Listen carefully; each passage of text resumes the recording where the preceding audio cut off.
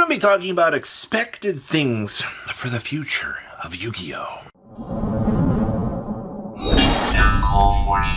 Make sure you guys smash the living crap out of that subscribe button so you guys don't miss out on more awesome. So we're going to start off over here with the actual Dominus archetype. Now, for those of you that have been paying attention, we have Dominus Purge now, and then we have the new trap cards coming out in Rage of the Abyss that we've kind of started.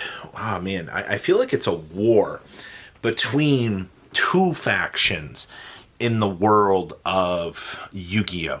But within these factions, you get granted a special power, but at the cost of sealing off the power for the three archetypes. And it feels like these cards are a start to a potential archetype out here where, you know, you can very easily, well, I don't know, actually, I'm kind of curious to know how far they're willing to go on a lore side of things here with an archetype like, you know, a battle between, you know, the three attributes versus the three attributes, you know, and it feels like kind of like a piece of the Dogmatica lore, you know, like the church basically excommunicated the extra deck, and they were basically forcing you to, you know, ritual or, you know, just rely on the strength of effect monsters, while Fallen of Albaz was the heretic out here that sought, you know, ooh, we can do different things out here, you know, we can actually use the extra deck and it grants us a different kind of power. And that's what that archetype pretty much felt like. Now, in the Dominus, you know, scape of what we're setting up for here, in my opinion, is, you know, if you deny the other three attributes, then you gain a special ability to fight against the other elements.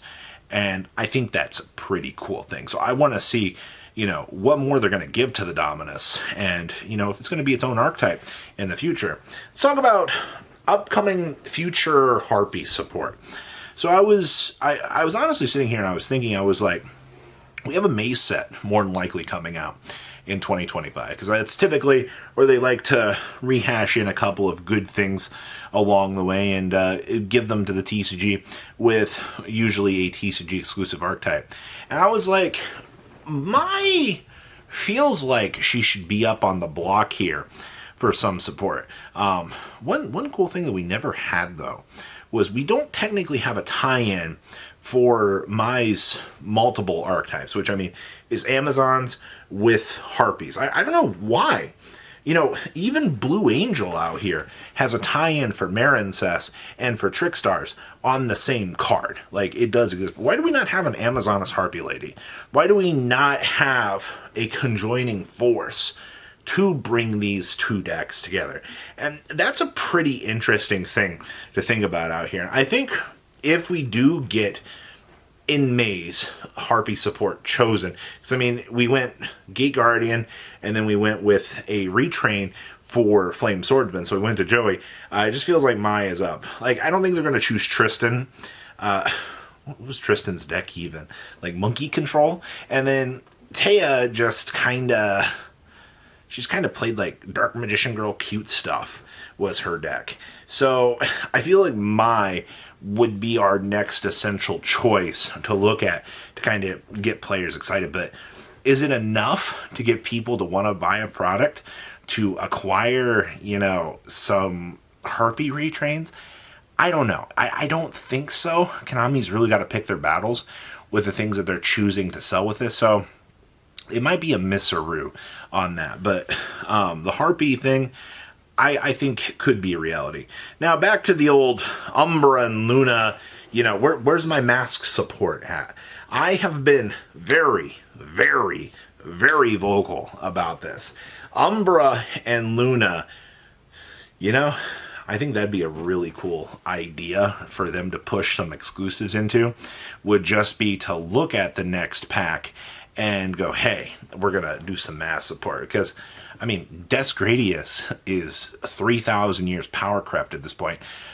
You know, we've pulled the Illusion archetype out of nowhere, and we started, you know, actually supporting Illusion as an actual theme. So, to be honest with you, there was a little bit of an overlap with some of the math stuff that I could actually see being relevant, which would be really, really cool. I would love to see an illusion mask monster that could interact as both an illusion monster and as mask support as well. And also, the mask cards had some pretty interesting floodgates. Mask of Restrict, I think, is the most famous of the floodgate potentials that you could actually just kind of throw into the equation and actually have work out in your favor. So I could see some sort of mask cards being a driving force for people to want to consider, or, you know, Konami to want to challenge the design team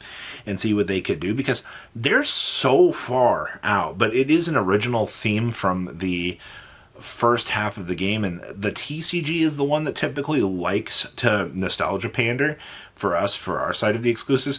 So I could see, you know, at a little bit later date out here, that maybe this would be more suited for a maze set than, you know, being ported into a main set.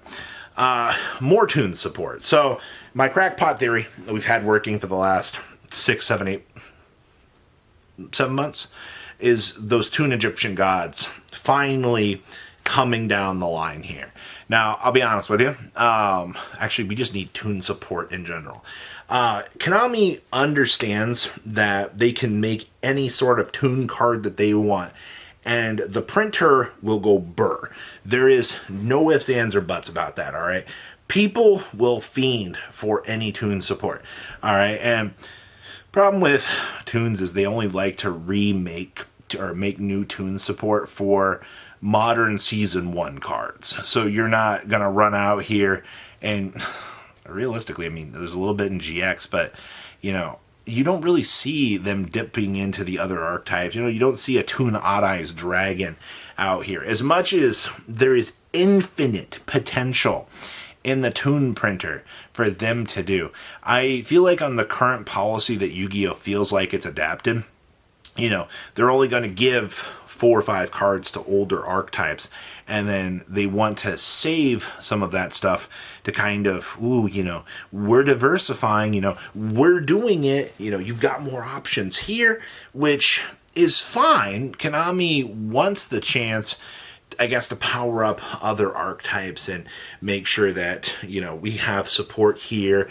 and, you know, we don't want to print new support, power creep the old.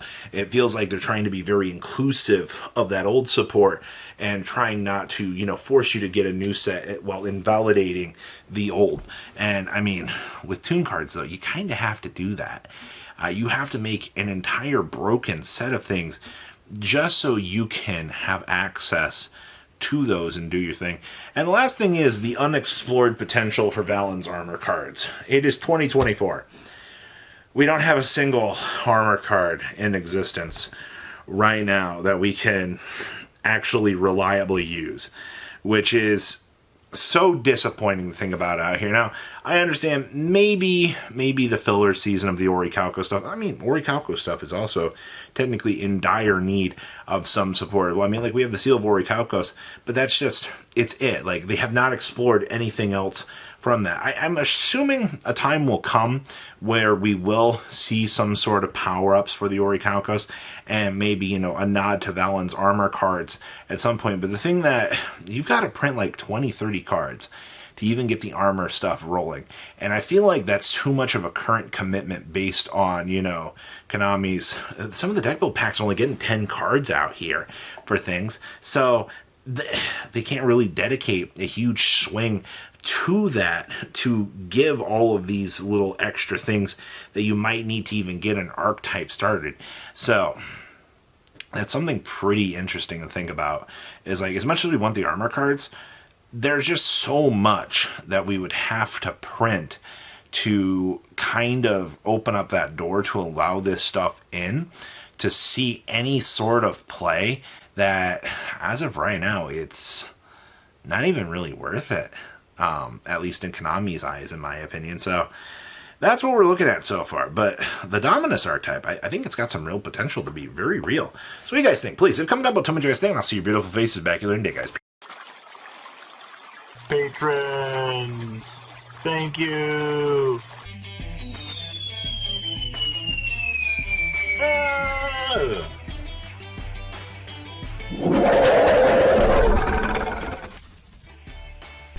Thank you so much for watching. Check out these other videos.